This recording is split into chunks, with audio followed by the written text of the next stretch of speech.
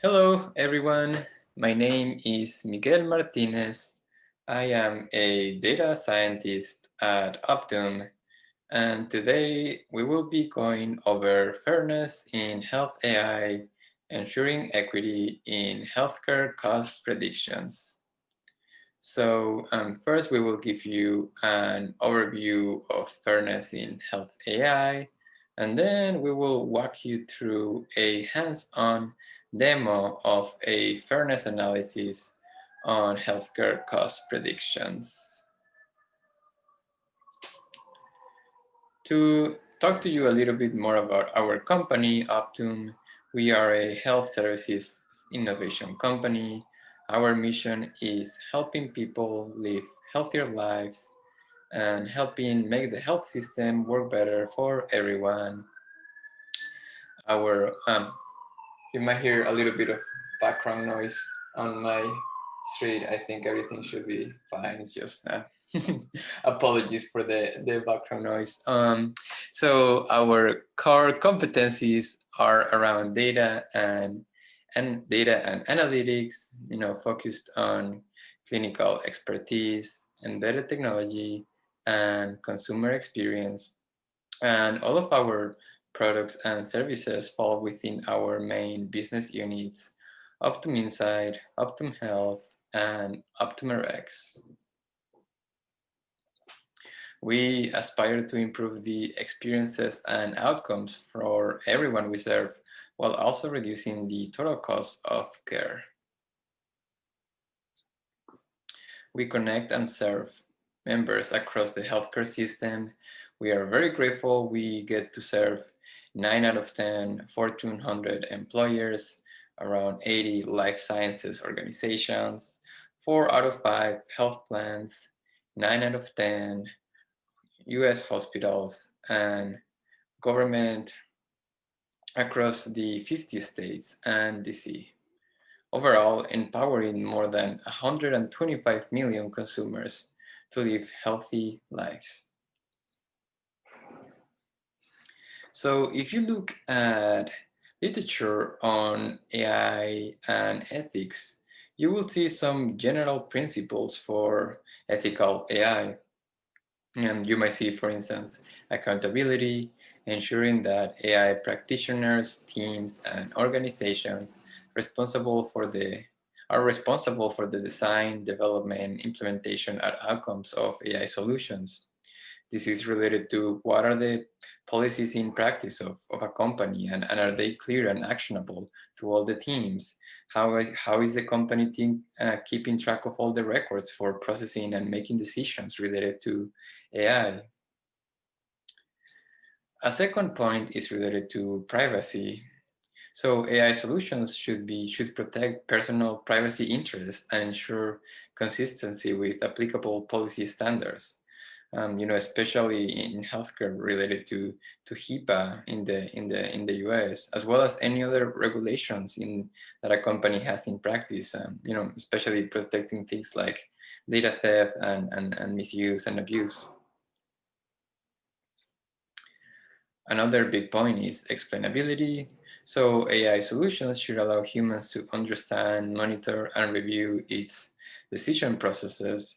So when a model makes a prediction, why is it making that prediction? What are the important features what are the specific reasons for that specific prediction, and what kind of takeaways can we get from what the machine learning model is learning?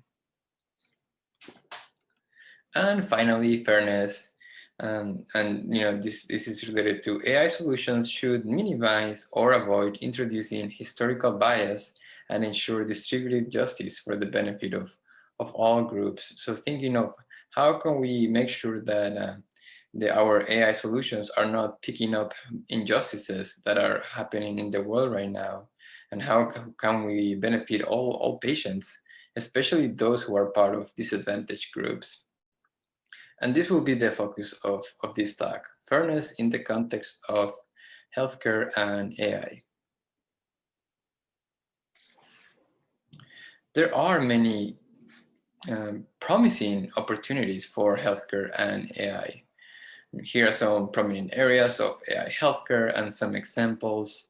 We see that in terms of self-care and prevention, wearables right now, like the Apple Watch has personal ECGs, and they can run some analyses as you may want to do them on your day-to-day. We have diagnoses such as systems that check your symptoms, diagnostics such as medical image and analysis using deep learning to diagnose and classify images, MRIs, X-rays, and so on. Clinical decision support, predicting the occurrence of acute injuries. Care delivery with virtual health assistants. Chronic care management, treating adherence. And and those are some prominent areas, but in our company Optum, it goes across the entire healthcare spectrum, for instance, including the administrative part of healthcare, like utilization management, billing, quality, and chronic care management, and so on. So all these different parts of healthcare can really be helped by the use of AI, and AI will continue growing its opportunities and its help towards the healthcare field. So given all that, given that AI is becoming more prominent in healthcare, how can we ensure that AI is fair for everyone? Healthcare AI solutions, should ensure fairness across all patient populations. All these benefits and all these applications, they should be helping all the users that are seeking to use them. Part of this is to avoid perpetuating or exacerbating existing health disparities when using AI solutions.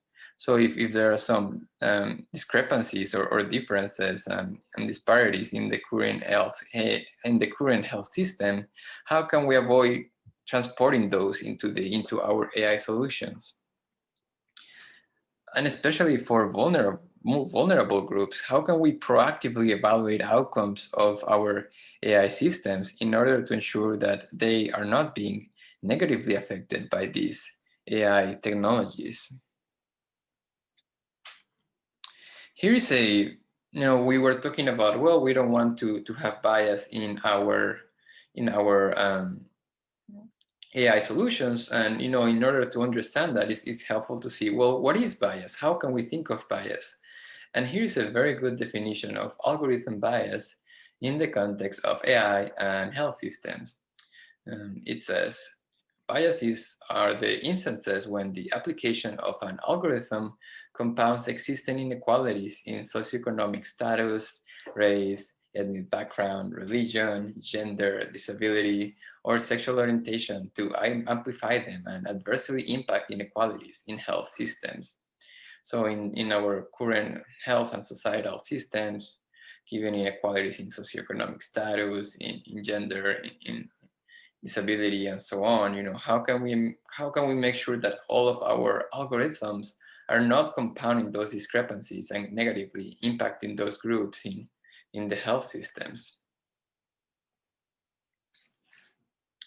And okay, well, now we have a definition of what bias is. Here is a diagram of, given the definition, given that we know what bias can be, what are the different points across the ML lifecycle where we could find bias? Starting in the data generation. So first we have historical bias. Those are all the discrepancies and disparities that have occurred in the past that may be occurring right now in our current healthcare system. We also have representation bias. So if maybe we are selecting a population to train a model to perform some analytics, how is that population related to the overall society? Are we grabbing a random sample? Could that possibly be an skewed sample for a specific population? And maybe we are not taking into account enough minority groups in that sample. Then we look at other aspects like measurements. So if we have a given variable that we are trying to measure, like disease progression, how are we measuring those variables? Like what kind of measurements are we doing to measure that? And are we using any proxies that may contain bias? After that, we have our data set, and we have our, we do all the data processing and splits and pre-processing, and we have our training data and our evaluation data. Then we look into the actual model building and implementation. And this could be, this could contain evaluation bias. How are we evaluating the performance of our model? Are we evaluating that based on a population that represents our whole society? Do we have a bias evaluation group for evaluating the performance of our model?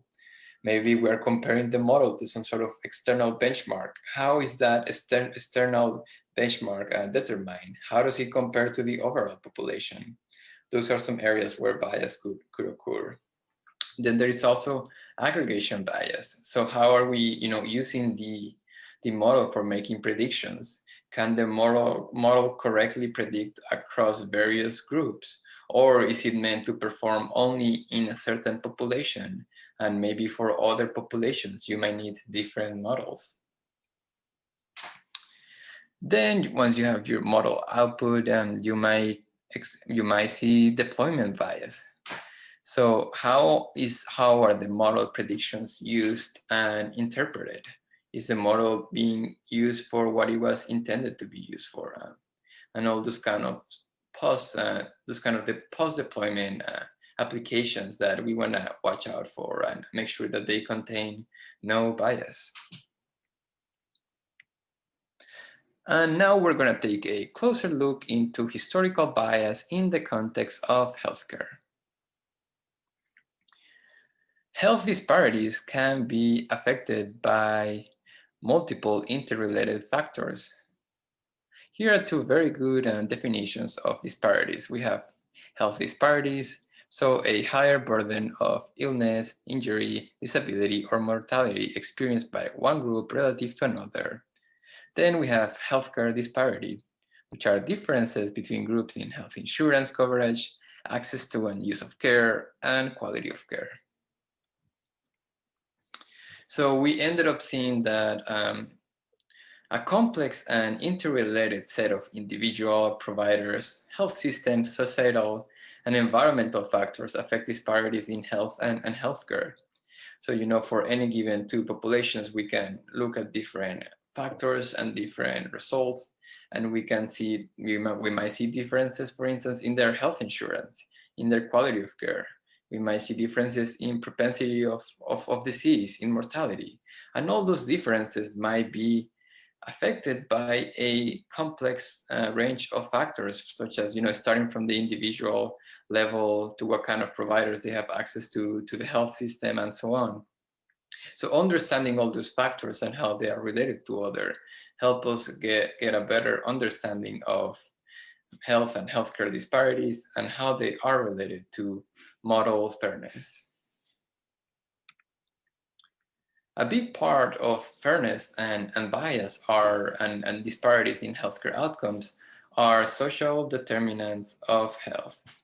The World Health Organization mentions social determinants of health as the conditions in which people are born, grow, live, work, and age. So they truly impact health and healthcare outcomes and disparities. Starting with economic stability, such as employment, income, expenses, debt, medical bills, and support. The neighborhood, is there housing? Are there transportation options available? How is the safety and the crime? Are there parks and playgrounds available? How easy it is to walk around? Education, what about literacy and language? The education that people get since childhood, vocational training, access to higher education. Food, of course, very important factors such as hunger and access to healthy options. Social context, such as social integration, support systems, community engagement, and discrimination. And finally, healthcare system factors such as health coverage, provider availability, provider bias, cultural and linguistic competency, and quality of care. And all of those are factors that really have an impact on the different outcomes of health in healthcare and health in our model predictions. For instance, I have spoken with physicians here in Boston who tell me there are not enough providers and physicians who speak Spanish to treat the Spanish population here in the Boston, Massachusetts area. And there are many examples in many of those across many different populations and geographies. And to mention another factor of health disparities, there is also the genetic and biological aspect. So different populations may have different genes and different biological characteristics that are determined by biology. So health and healthcare are one of those areas where outcomes might be naturally different. For instance, if you are measuring testosterone levels between men and women, you will see natural differences. So in this sense, fairness doesn't mean that everything might be equal for everyone in every aspect, but rather, given your specific needs, given your specific genes and biological factors, how can we give everyone the treatment and the care that they need? And to illustrate this point of healthcare disparities, here are some concrete examples of what disparities look like in our society in the US. For instance, Black women are 42% more likely to die from breast cancer than white women. Black American Indians, Alaskan Indians, Native, and Alaska Native are more likely than whites to report a range of health conditions, including asthma and diabetes. Between 2010 and 2018, Blacks remain 1.5 times more likely to be uninsured than whites, and the Hispanic uninsured rate remained over 2.5 times higher than the rate for white people. And especially in this year with the pandemic, health and healthcare disparities have shown to have a big impact on the outcomes of different communities and groups. For example, over 55% of COVID-19 cases and 50% of COVID-19 deaths are among racial and ethnic minority groups. So even though they represent a smaller percentage of the population, they have over the majority of the cases of COVID-19.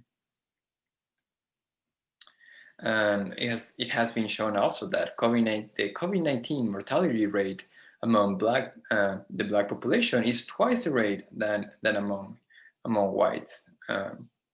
So there are significant and big differences in how the pandemic has affected different demographic groups, especially minorities and vulnerable groups. Then we look at bias points in representation and measurement. So what kind of population do we have for our model, and how we're measuring the different features and labels that we are using for our ML solution. Taking a look at disparities in healthcare data, we see that data collection is skewed toward those who can afford and access quality and timely care. There is incomplete data. Gaps in data prevent us from having a holistic view of a patient or population, especially vulnerable groups. Those groups might have a less complete data. They might be lacking care in different aspects. So we have the picture is incomplete for those vulnerable groups. There is also the case of a small sample size, so vulnerable populations are not correctly represented in healthcare data. So there might be more data and a bigger population in the training size for the majority in real life, but for those minorities, we might have a disproportionately small amount of data, and therefore the models might not learn as much, given that they don't have the right data. And finally, historical inequalities embedded, factors like a higher burden of comorbidities and barriers to accessing care. So all the different factors that we previously saw, like the social determinants of health, they might be contained in the data. And looking closer into those aspects, data gaps occur when disadvantaged groups experience barriers in access to care. So if they are not able to go to the hospital or get a certain treatment, they might not have that complete data or those records when they are used for model training and testing. Socioeconomic status influences where patient access care, and data collection varies across care sites. So they might not have access to points where most of the data is collected, and therefore the data might be lacking. Provider's subjectivity can influence what data is captured during a visit. So the different notes and the different diagnoses that a provider may make may vary across populations. And finally, health record systems and processes may not be built to collect holistic patient data. So especially with things like social determinants of health, there might be several codes for inputting them, but the whole system and the whole processes are not really created for a holistic view of the patient. Then we look at the use of proxies in healthcare data. It's good to carefully evaluate the use of a measurement as a proxy for a true outcome of interest, given that proxies might be affected by social inequities. So, it's very important to look at the assumptions that we're making. So if we assume that a proxy, that a measurement is a proxy for a real outcome, is that the case? Then do we know for sure that there might not be any bias or any inequalities that are embedded in that proxy? Some examples of proxies are re-hospitalization as a proxy for disease severity and healthcare costs as a proxy for healthcare outcomes. And there have been studies that show that for a given healthcare cost, different populations may have different healthcare outcomes. So it is very important to really examine your proxies and ensure that no bias is contained. Finally, we look at the evaluation bias. So after we train the model, how are we evaluating the model predictions, and how are we ensuring that the model is predicting well across the different populations? Here's a very good diagram for deciding the model evaluation metric. So what kind of metric are you using to see how well your model is performing? You can have as a first question fairness based on a disparate representation or ML system errors. So maybe you look at representation. So you want it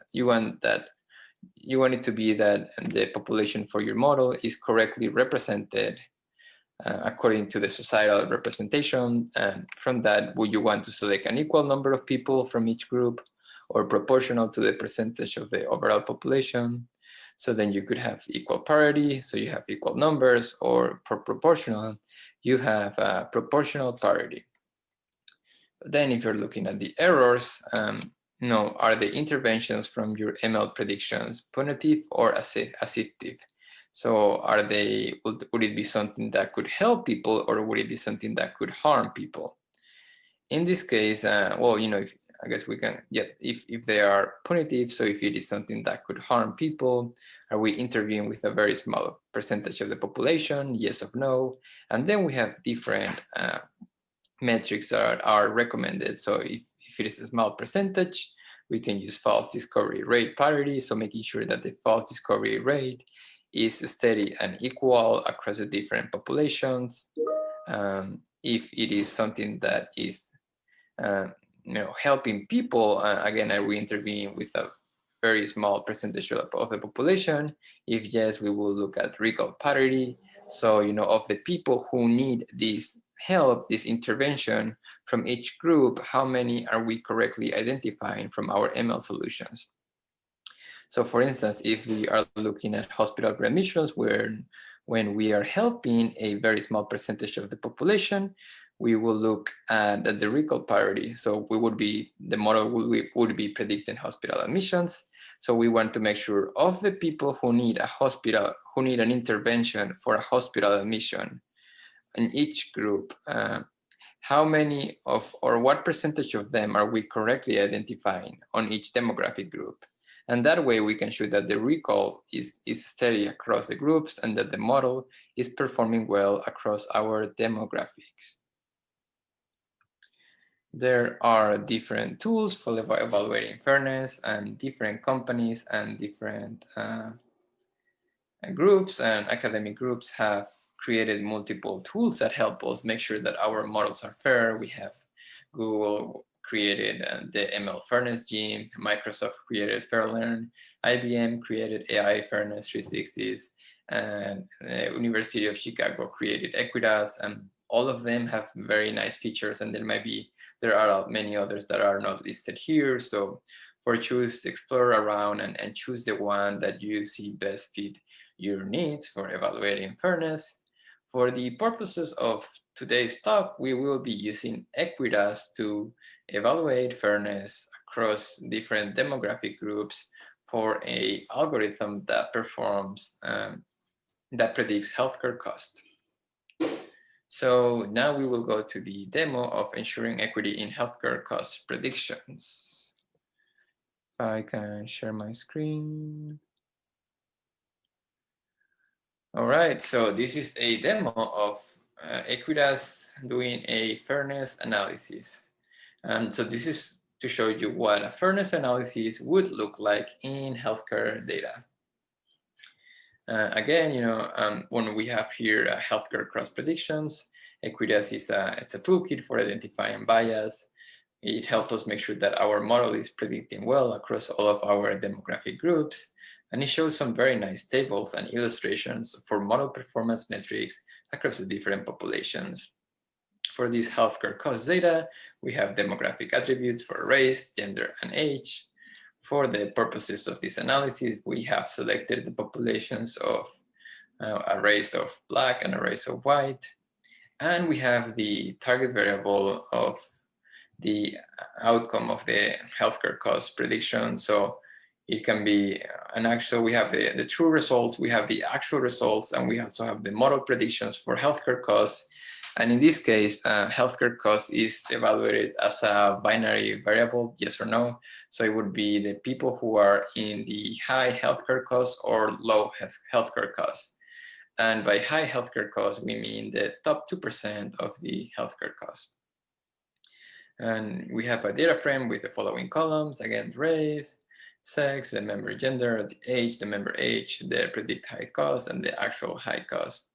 And for age, we are bucketing the age into multiple categories, into different ranges for age. We first conduct some initial exploratory analysis. We see that they are over 2.4 million members in our data frame. We are looking at the value count for each population group. So we can see the population is around 90% white and 9.3% Black. It is around 53.3% female and 46.6% male. Here we can see the different buckets for the ages, so 0 to 25, 41 to 55, 26 to 40, and 56 to 100. I guess, given that they are in order. And you can see that they are around evenly distributed. So 27% this one, 26% starting at 41, 25% is starting at 26, and 20% is starting at 56. Then we look at actual versus predicted versus actually prevalence for demographic categories.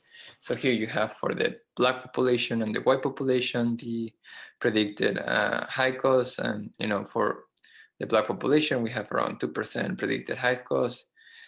For white is 1.9%. Actual high cost for Black, we have around 1.5%.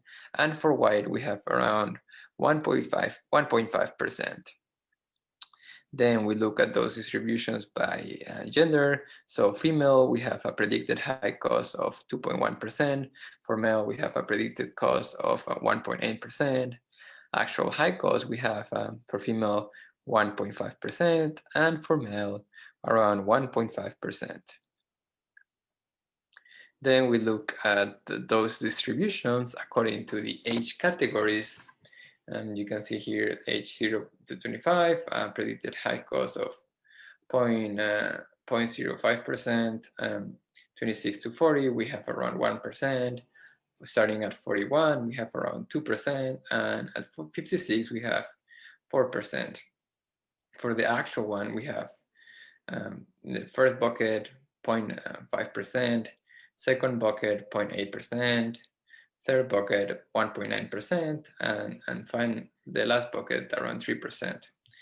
And of course, we see that age is a big factor in health and healthcare outcomes. So you can see that people of an older age tend to have a higher participation in actual and predicted high cost. Then we will perform our fairness analysis with Equitas. Equitas consists of three main classes. We have first the group class, which creates univariate groups and calculates groups metrics. Then the bias, so they looks at those groups and those metrics and calculates disparities between those groups. And finally, the fairness class, so looking at the fairness measures based on those differences across groups. We import all the packages from Equitas and all the different objects. And here you see what the data frame looks like before we input it to the Equitas method. So you have the score, you have the level value, you have the race, white, black, you have the sex, male, female, you have the different age buckets. And then the score will be the prediction if this person high cost, yes or no, and then the label is the actual outcome of this person high cost, yes or no. Here's some documentation from the Equitas website. You can see that they did a very good job defining all the different terms. So for instance, you have a false positive. So when the prediction is true, when the prediction is true, but in real life it is a negative, and so on. So I really recommend that you check out this Equitas documentation. Is very helpful. As well as you have a bunch of very good metrics definitions for the different model performance metrics. So these are different ways of evaluating the model performance. If you're using the false negative rate, the false omission rate, and so on, and you get some very good definitions of what do they mean. And they also have a very nice decision tree on their website. I think you saw a little bit of the slides, but you could go to their website and see their entire tree, and at the bottom you have some sort of like conclusions, like this is the one that we're using for this case. So maybe you want to help people who are at higher cost, so you're giving them something good, so you will look at recall parity. So if we can only provide assistance to a small fraction of people with need, attempt to ensure it is distributed in a representative way. So we're helping all the people who need it across demographic groups, and there are many other metrics that you can look into, and you can look their definition, and they do a very good job explaining that. Here you can see some actual metrics that they have, like the true positive rate, and the false negative rate, the precision, the predicted prevalence, and so on. And here you can see all those metrics being computed. So you have the attributes like race and sex and age, and race might have a value of black or white, and then you would have the true positive rate and the true negative rate, and then the precision, and so on for the different groups. And so you get a very nice view, as well as the prevalence, like the one we kind of calculated earlier. So you can see across groups, you can get across groups a very good idea of how is the model performing across the different metrics that you have. And again, the tree gives you a very good notion of which metric you should use. And as we saw in the slides, it's very important to choose the right metric, because in different populations they might have different distributions of, even naturally they might have different distributions of outcomes, actual and predicted. So it truly something very important to really make sure that the metric that we choose for evaluating the model is the correct one. So here we have, for example, you can make a plot of the true positive rate. So you can look at the different true positive rates across the different populations, and you can see how, you can see the different values across the age, across sex, and across race. So this is an illustration of, how you can use Equitas to see the true positive rate or another metric across different groups. Here are many other illustrations of different metrics that you can compute. So you could have, false discovery rate, false negative rate, false discovery rate, and so on. So there are many different metrics that you might use. So something interesting here is that you could, for instance, you could see like, well, this is the predicted prevalence, predicted prevalence rate. So the model would be predicting what is the prevalence for the different predictions, and you can see here that the prevalence for the white population is 90 versus the prevalence for the black population is 10. So that is a big difference. But in this case, the prevalence comes from the fact that the population in our data set, the white population represents 90% of the population versus the black population represents 10% of the population. So because naturally 90% of the people are white in our data set, the predicted prevalence, which is based on that distribution, is gonna follow that. So it's gonna be 90% the predicted prevalence for white and 90% the predicted prevalence for black. So in this case, we know that, well, that is a metric that works that way. So that is something to be expected. So that is not that might not be the best metric that we want to choose for evaluating bias. We might choose a metric like recall, for instance. And then we enter the bias class. We have a reference group. In this case, we have the race of white, the sex of male, and ages 26 to 40. So we use that as a reference group, and then we compare all the different groups to that group, and then we see how much are they varying. And then you can see here the different attributes like race or sex, different values like black or white, and then you can see by how much they vary. So again, because white is our reference class, they have a 1, and all the other ones are by how much they differ. So we can see here that for the race of black, the precision is 1.05 times greater than for the race of white. So the precision is actually a little bit better for the black population than for the white population. And and you can compute all those metrics and for the different those differences for the different metrics and the different populations. And you also have some very nice very helpful illustrations, so you can see by age, for instance, the false omission rate, and then you can have the different colors. So if it's very big, you might see it gets with this color. And again, it's very important to take these things into concept.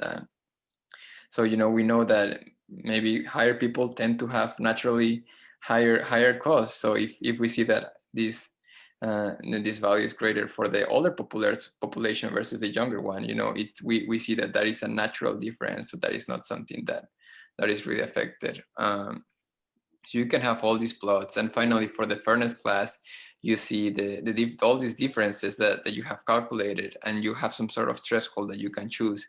So you could say, well, if it is different, but if the difference is greater than 20% and so on, then you can flag some. Then you can flag some flag it as fair or unfair. So we see like the final model, the final conclusions from Equitas. So I think, yeah, for this specific case, we are looking at the true positive rate or recall. So the greater this value is, the better, because it means it's capturing more people than needed. So you could see here that, for example, for race, the white population has a true positive rate of 0.35, while the black population has a positive rate of 0.43. So the model is actually predicting better on the black population compared to the white population, and so on for the different metrics that you see here. That is the end of the presentation. I think we are just at the time. Thank you very much for your time and for being here. I hope this is helpful. This is, AI in healthcare can truly have a big impact. And, with your participation and all of your work, we can really make sure that it is fair and it is helping patients across all the different demographic groups. So thank you very much. And I hope you have a good rest of your